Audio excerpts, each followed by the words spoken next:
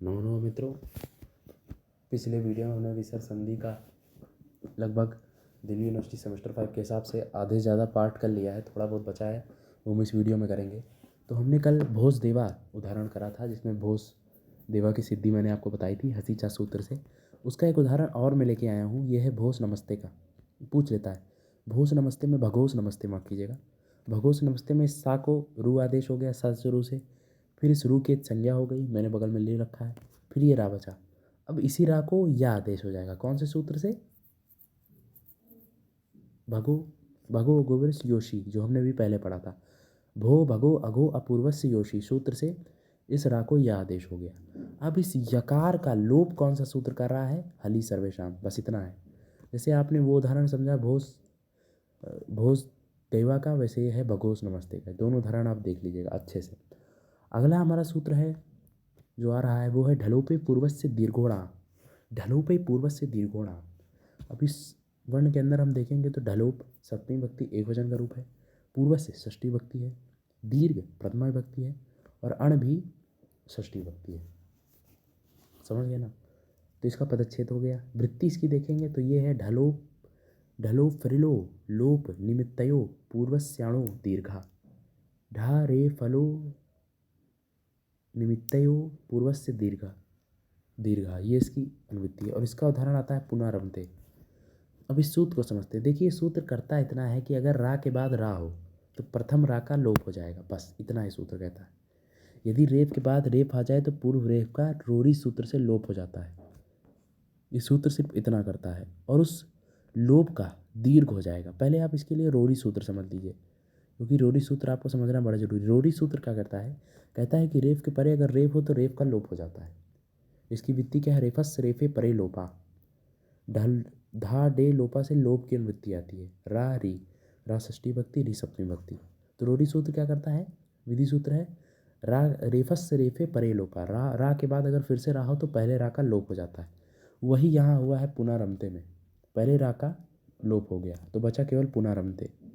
अब ये जो सूत्र है ढलोपे पूर्व से दीर्घोणा, ये इतना कहता है कि रोरी सूत्र से जिस रेफ का लोप हुआ है उसका अण प्रत्याहार वर्ण परे होने पर या परे होने पर मतलब अण प्रत्याहार होने पर उसका दीर्घ हो जाएगा, बस इतना कहता है। तो पुनरमते बन गया। पुनरमते मतलब हुआ इतना कि हमने यहाँ पर लोप कर दिया था इस जगह पर, ठीक है। अब उस ना को आ बना दिए, मतलब बड़ा आ लगा दिया गया, अवर्ण उसमें दीर्घ कर दिया गया, तो ये बन गया पुनरमते। समझ गए ना? बड़ा आ उसमें लगा के पुनरमते हमने उसको दीर्घ कर दिया, बस इतना कहता है। यहाँ रोरी सोच से पूर्व रेफ का लोप प्राप्त है तथा ढलोपे पूर्व से पुनः में ना के आ का दीर्घ हो गया, बस इतना सूत्र है। समझ गए ना? रोरी और ढलोपे पूर्व से। इसी तरह हरी रम्मा में देखिए, रा के बाद रा है तो पहले रा का लोप हो गया और फिर इसमें बड़ी ई आ गई, हरी रम्मा दीर्घ हो गया ढलोपे पूर्व से, बस इतना सूत्र करता है। समझ गए ना? तो इसके लिए भी मैंने एक वीडियो बना दिया है। अब हम पी वाई क्यू थोड़ा डिस्कस करते हैं। तो इसी तरह तक विसर्ग संधि खत्म होती है, विसर्ग संधि। अब यहाँ आप देखिए कुछ पी वाई क्यू डिस्कस कर लेते हैं। तो यहाँ देखिए शिवो वंदा अघो ई, ये सब सूत्र मैंने आपको करा दिए हैं, उन्हीं से सब पूछ रहा है। दो आपको उदाहरण मिल रहे हैं। शिवो वंद्या मैंने आपको कराया है, एक मिनट दिखाता हूँ। ये देखिए शिवो वंद्या हसीचा सूत्र में शिवो वंद्या, और अघोष ई इसी का सूत्र है, आप लोग देख लीजिएगा अघोष ही, वो पूछा है।